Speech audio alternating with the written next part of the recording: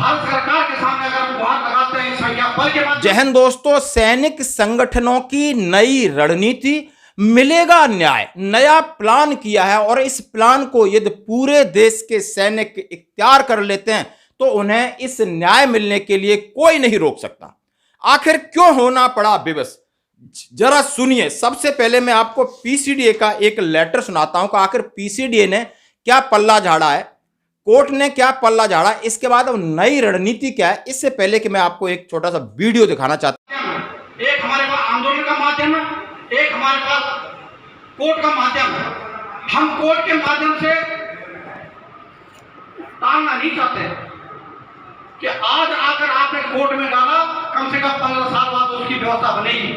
हम चाहते हैं कि हम मर्यादा में रहकर अनुशासन के तहत रहते हुए भारत सरकार के सामने अगर हम गुहार लगाते हैं संख्या बल के माध्यम से तो हमें जब और इस पूरा वीडियो मैं आपको दिखाऊंगा। और यह वीडियो है दोस्तों उत्तराखंड का, जहां पर सभी सैनिक संगठन को इकट्ठा किया है पूरे स्टेट के अंदर।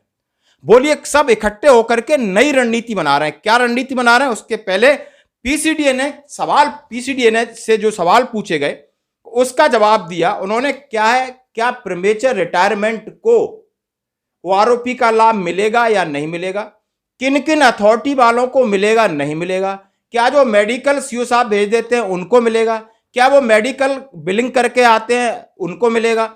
बहुत सारे कंडीशन उन्होंने रूल दिया और कब से नहीं मिलेगा जिसका था। उन्होंने सीधा सीधा अंग्रेजी बहुत सारी लिखी है।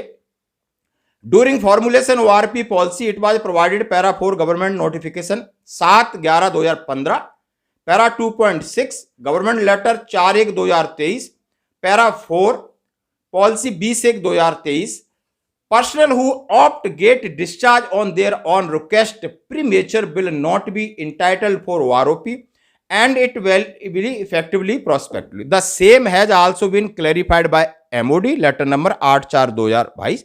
Armed forces person who opt get discharge on या after 1/7/2014 on their own request under rule 13(3)L1B, और इसमें जो रूल दिए हैं 16B आर्मी रूल 1954 नेवी और एयरफोर्स का सेम। यानी मैं अब हिंदी कर देता हूं कि ये जो अथॉरिटी वाले हैं, चाहे वो मेडिकल से आए, ऑन रिक्वेस्ट आए, उनको ओआरओपी का लाभ बिल्कुल नहीं मिलेगा। और बोला है कि ये रूल एयरफोर्स और नेवी में सेम इक्विपमेंट रूल है।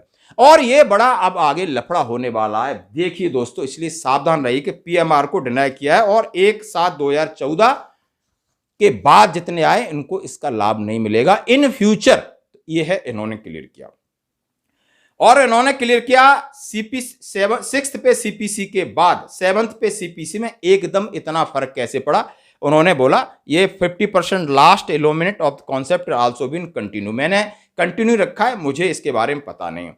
और उन्होंने एमएसपी के बारे में पूछा कि आप एमएसपी इक्वल एमएसपी के बारे में बताइए। उन्होंने बोला इसके ऊपर गवर्नमेंट पॉलिसी ने जो डिसाइड किया है वो है इक्वल एमएसपी सर्विस पे टू जेशुआर इज मैटर ऑफ पे and rate with executing authority service headquarter. हमें इसके बारे में नहीं पता है। और बहुत सारा इन्होंने फिटमेंट फैक्टर के बारे में पूछा, आपका फिक्सेशन बारे के पूछा। उन्होंने बोला आप लोगों के लिए 2.57 था, वो उसी से मैंने किया और अपने साइन करके दिए।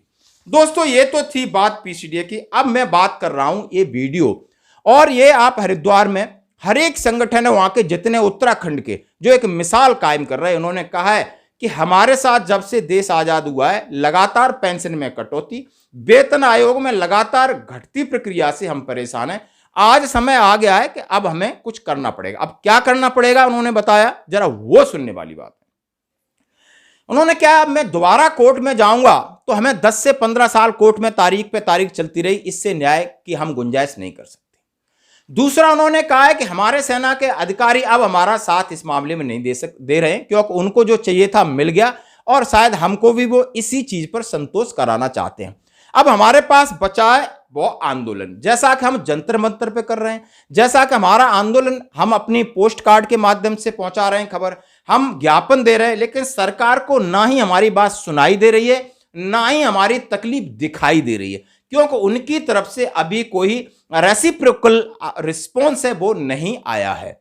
इसके लिए अब हमें आंदोलन ही आंदोलन बचा है। और ये उन्होंने इस संगठन यानी उत्तराखंड पूरे स्टेट के सभी सैनिक संगठन इकट्ठे हुए, उन्होंने कहा अब तो मैं बिगुल बजाना ही पड़ेगा। और आंदोलन का तरीका बिल्कुल अनुशासनात्मक होगा, डिसिप्लिन होगा, बलगर नहीं होगा, किसी को गाली गलौज नहीं होगी, शांतिपूर्ण होगा, ताकि लोग लाखों की संख्या में हमें देखें।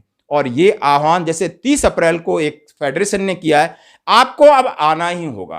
पूरे देश में आप जब रोडों पर निकलोगे तब सरकार को भी दिखाई देगा, दूसरी विपक्षी पार्टियों को भी दिखाई देगा, स्टेट पार्टियों को भी दिखाई देगा, नेशनल मीडिया को भी दिखाई देगा, और ये लोग आपके पीछे पीछे भाग के आएंगे, क्योंकि जनरल इलेक्शन है, कल इलेक्शन होने वाला है और आपको खून पसीना बहाना ही पड़ेगा, रोड पर निकलना ही पड़ेगा और लाखों की संख्या में निकलना पड़ेगा, तब इन्हें सुनाई भी देगा और दिखाई भी देगा और ये आपके पास चल के आएंगे। आपको जाने की जरूरत नहीं है, ये आपको समय देंगे, ये आपको बुलाएंगे। और जब तक आप 4, 5, 10, 15 बैठे बैठे सोशल मीडिया पर इस तरह का प्रचार चलेगा, उसका कोई प्रभाव नहीं पड़ रहा है। और ये कमर कस लिया उत्तराखंड के सैनिक संगठनों ने।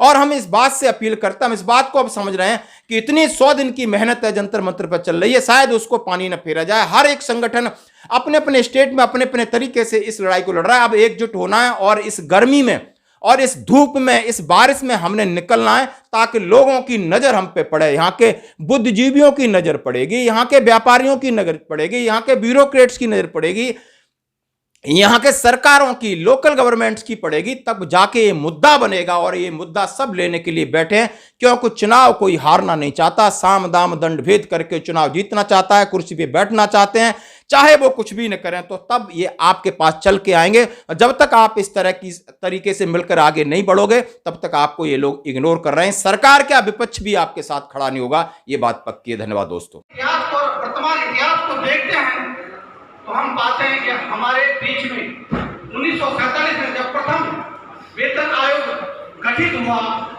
उस समय तत्कालीन सरकार के द्वारा हमें 40% का लाभ दिया गया, 40% का लाभ दिया गया।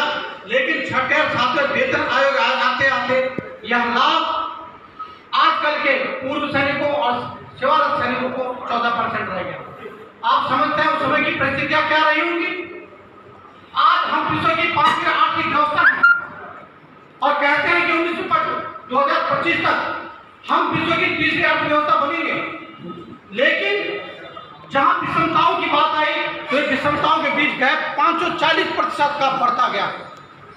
आज हमारे बीच में एक IESL इंडियन एक्सप्लोरेशन लीग है, जिसने समस्त लीगों की भारतीय सेना के अंदर और भारतीय पद्धति के अंदर इस लीग का एक उद्घाटन किया, वो था IESL करेपा साहब के द्वारा स्थापित किया गया था। और इसके माध्यम से केवल और केवल सैनिकों को ही IESL के अंदर रखा जाता था और जो पूर्व सैनिक अन्य पद होते थे उनको दली बिछाने का काम दिया जाता था। मंच पर विराजमान महानुभाव, मेरी मातृशक्ति और इस सभा में उपस्थित मेरे अग्रज, मेरे भाई, और विशेषकर मैं आज आभारी हूँ देहरादून संगठन का कि जो आपने विविधता में एकता का जो रूप आज रखने का प्रयास किया है। मैं दिल की गहराई से आपका हार्दिक अभिनंदन स्वागत करता हूँ, आभार प्रकट करता हूँ। मैं आभार प्रकट करता हूँ बिलासपुर कांडली पूर्व सैनिक कल्याण समिति का कि उन्होंने FBA को अपना समर्थन दिया। और मैं भविष्य में इसी प्रकार की आकांक्षा अन्य अपने संगठनों से भी करना चाहूँगा कि वे अधिक से अधिक संख्या में हमें अपना समर्थन दें, जिससे कि आपकी मूल भावनाओं को, जो हमारे हक पर डाका डालने का काम वर्तमान और विगत सालों से चलता आ रहा है, उस पर सकारात्मक मंथन सरकार के द्वारा किया जा सके, मैं ऐसी अभिलाषा रखता हूँ। मित्रों, सेना में 1 पेंशन की विसंगतियों को जानने से पूर्व हम इसके इतिहास को जानना आवश्यक होगा कि कब और कैसे किस प्रकार भारतीय 3 अंगों में सेना निवृत्ति के उपरांत पेंशन व्यवस्था लागू हुई। मित्रों, आज से 123 साल पहले बिस्मार्क के द्वारा विश्व में पेंशन व्यवस्था लागू की गई थी। भारत में यह व्यवस्था 15 जनवरी 1947 और 1949 का दिन बहुत महत्वपूर्ण है, जिसे नेहरू के चार्टर ऑफ नेचर कहा जाता है, जिसके माध्यम से आज हम लोगों को यहाँ पे पेंशन की व्यवस्था लागू हुई है। पेंशन तो पहले से भी थी, कभी रजौड़े थे, कभी पगड़ी दी जाती थी।